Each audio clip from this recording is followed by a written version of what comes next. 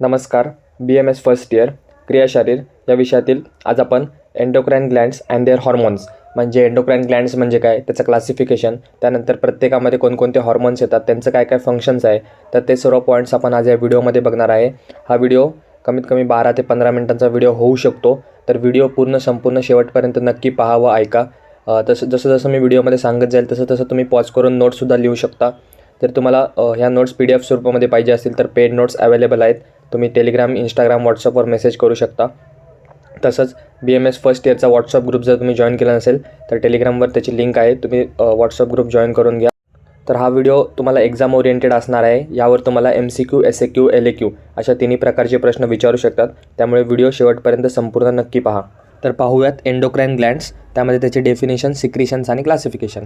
तर endocrine glands are the glands which synthesise and release the classical hormones into the blood, म्हणजे ज्या gland ब्लडमध्ये hormone release करतात.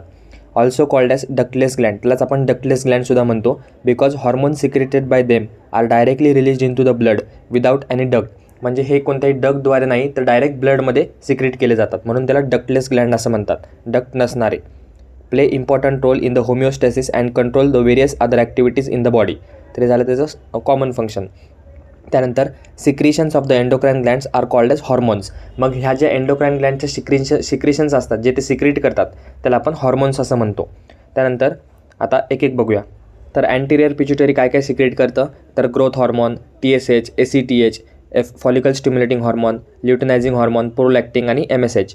त्यानंतर posterior pituitary secrete करतं ADH आणि ऑक्सिटोसिन. थायरॉइड ग्लँड सिक्रेट करतं T3, T4 आणि calcitonin. Parathyroid gland parathormone. Pancreas insulin, glucagon, somatostatin. Adrenal cortex mineralocorticoids, glucocorticoids आणि सेक्स हॉर्मोन्स. आणि ॲड्रिनल मेड्युला कॅटेकोलमाइन्स, ॲड्रिनालिन आणि नॉरॲड्रिनालिन. तर ह्या होत्या ज्या ग्लँड्स आणि त्याचे हॉर्मोन्स. त्यानंतर नेक्स्ट पॉईंट आहे classification of hormone on the basis of there chemical nature.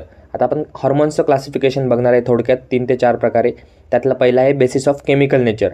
त्यानुसार amine hormones, protein and peptide hormones आणि स्टिरॉइड हॉर्मोन्स. त्यानंतर classification of hormones on the basis of their effect. 2च प्रकार असतात, लोकल हॉर्मोन आणि general hormone. Local hormone have the effect on particular organ, म्हणजे एखाद्या specific ऑर्गनवर त्यांचा इफेक्ट असतो, त्याला लोकल हॉर्मोन म्हणतात, जसे की गॅस्ट्रिन, सिक्रेटिन. त्यानंतर general hormones they have the effect on many organs at a time, म्हणजे एका वेळेस अनेक ऑर्गनवर त्यांचा इफेक्ट असतो. एक्झाम्पल थायरॉक्झिन, इन्सुलिन आणि ग्रोथ हॉर्मोन. त्यानंतर next write the hormones of pituitary Gland. आता हे जे मी एक एक इथनं सांगणार आहे इथून पुढे, ते तुम्हाला सेपरेट SAQ देखील विचारू शकतात किंवा कंबाईनमध्ये एंडोक्राइन ग्लँड्स म्हणजे काय, त्यांचं क्लासिफिकेशन विचारून 2 ते 3 ग्लँड्सचं फंक्शन्स विचारू शकतात. तर इथून पुढे व्हिडिओ शेवटपर्यंत नक्की संपूर्ण पहा. SAQ, LAQ ह्या दृष्टीने तुम्हाला खूप इम्पॉर्टंट आहे. तर hormones of pituitary gland. Pituitary gland which is also called as master gland. आता हे जे त्याचे दुसरी नावं असतात सिनॉनिम वगैरे, ते MCQसाठी महत्त्वाचे असतात. It is functionally divided into 2, anterior lobe आणि पोस्टिरियर लोब.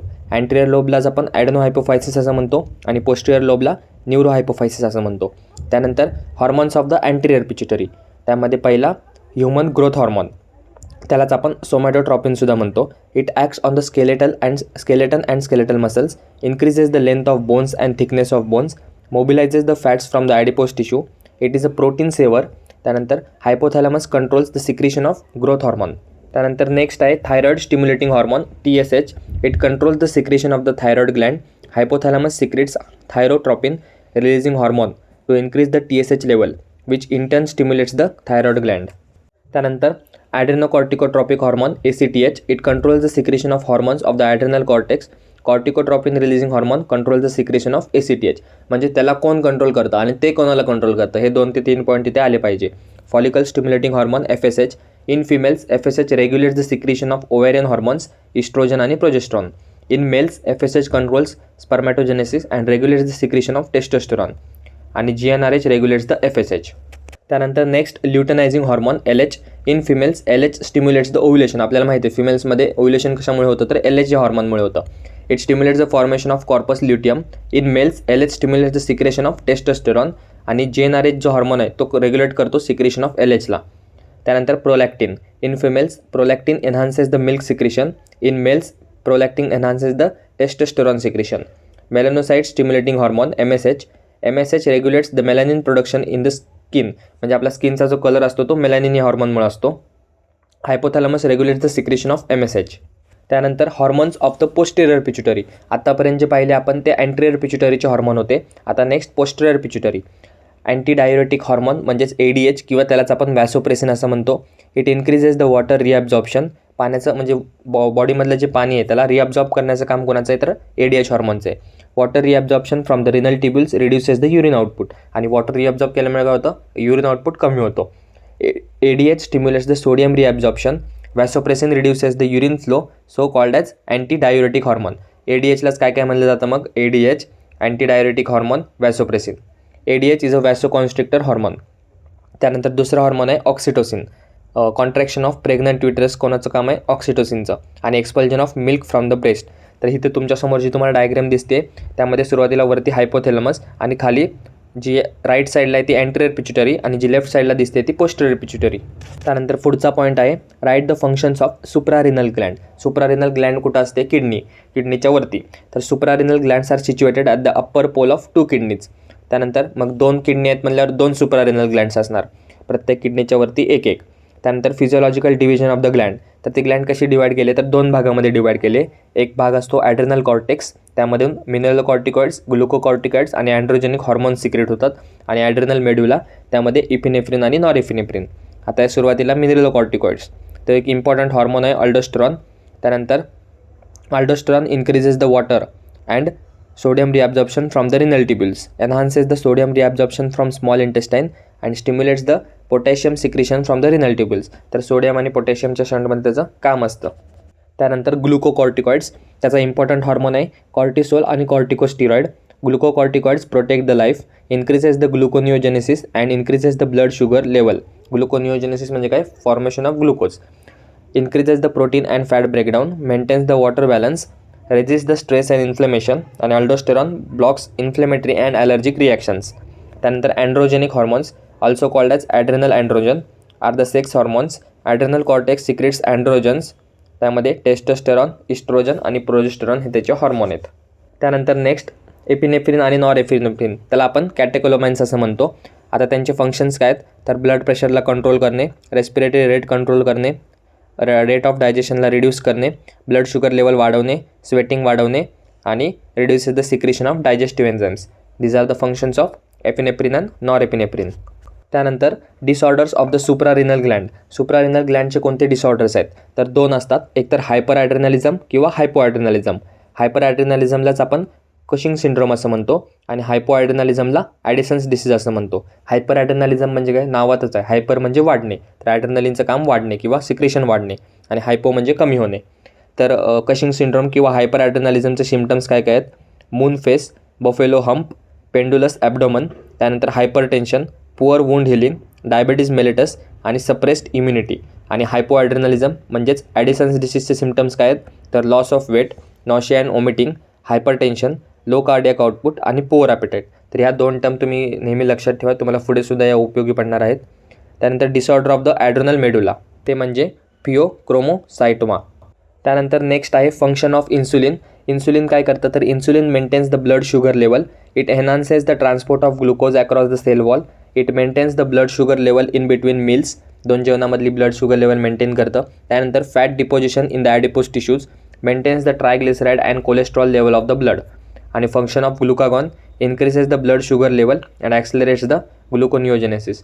तर हे सर्व जे ग्लँडचे किंवा हॉर्मोनचे फंक्शन आहेत तर ते तुम्हाला पाठच करावे लागतील. ह्यामध्ये काही ट्रिक नाही आहे किंवा काही शॉर्टकट मेथड नाही आहे. ते फंक्शन्स तुम्ही एकदा नीट वाचून घ्या, त्याचा अर्थ समजून घ्या, जेणेकरून तुम्हाला ते पेपरमध्ये लिहिता येतील.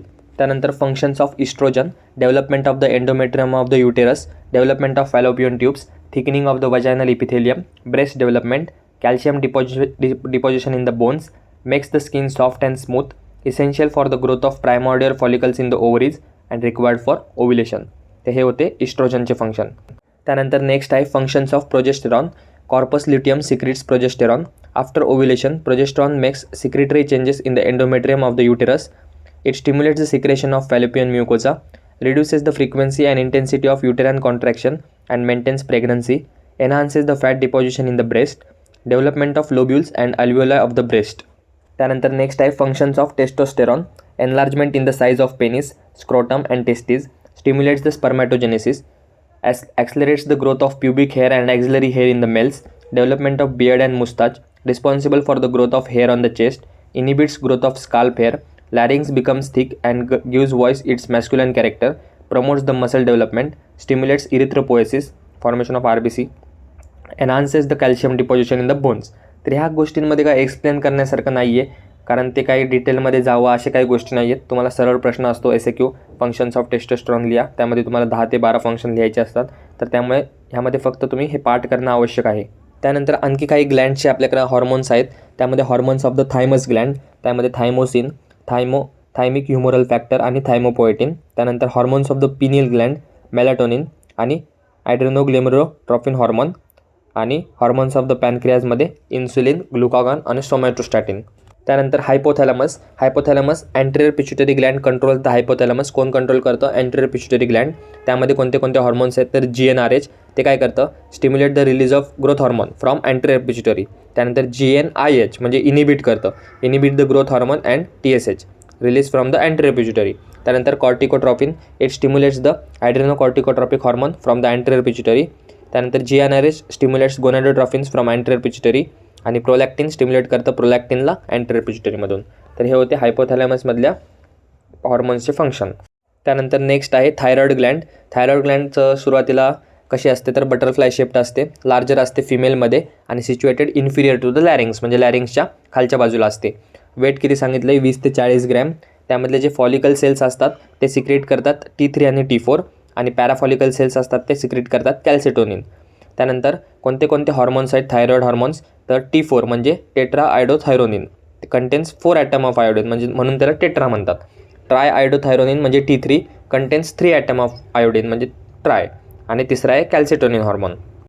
तर आता जे आपण मागे हॉर्मोन्स बघितले थायरॉइड हॉर्मोन्स, तर त्यांचे फंक्शन्स काय आहेत? तर रेग्युलेट करणं basal metabolic rate, increase the heat production, increases free fatty acid, increases the formation of enzyme, increases the rate of respiration, causes vasodilation, promotes growth and development, increases the blood volume, maintains body weight and increases the secretion of GI tract.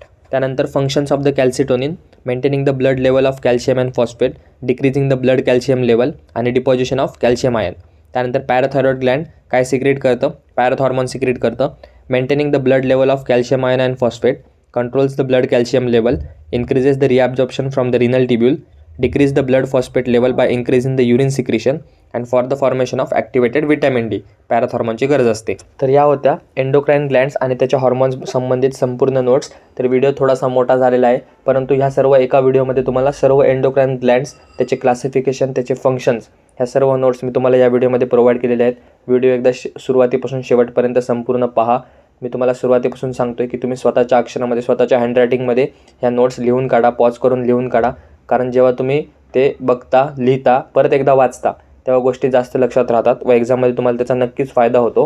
त्याचप्रमाणे जर तुम्ही Telegram channel join केला नसेल, WhatsApp group जर join केला नसेल, तर तो देखील जॉईन करून घ्या. हा जर व्हिडिओ तुम्हाला आवडला असेल तर व्हिडिओला लाईक करा, चॅनलला सबस्क्राईब करा, तुमच्या इतर मित्रांमध्ये चॅनल शेअर करा. तुम्हाला नक्कीच तुमच्या एक्झामच्या जर्नीमध्ये या चॅनलची खूप मदत होणार आहे. कारण इथून पुढे आपले सर्व व्हिडिओ हे तुम्हाला एक्झाम ओरिएंटेड, एक्झाम बेस्ड असणार आहे. तर त्यामुळे त्याचा नक्कीच तुम्हाला युनिव्हर्सिटी एक्झामसाठी खूप फायदा होणार आहे. तर भेटूया असंच एका नवीन व्हिडिओमध्ये नवीन टॉपिकसोबत. धन्यवाद. So guys, subscribe Ayurveda Essence for more such videos. You will get all handwritten notes here.